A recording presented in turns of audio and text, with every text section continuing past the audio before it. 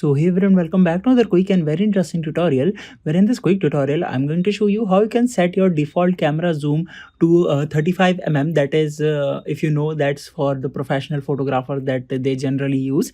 Now in order to do it, let me just simply show you. Whenever I open my camera here, you're gonna see I on 1x camera zoom.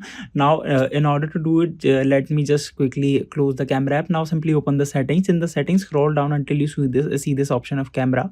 In the camera, scroll down until you see this option of main camera. Just simply tap over there.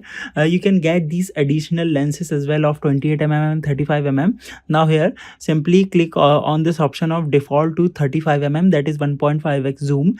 Just simply tap over there. Now once you do that and open the camera again, the default camera zoom will be set to 1.5x, that is equal to 35 mm camera lens.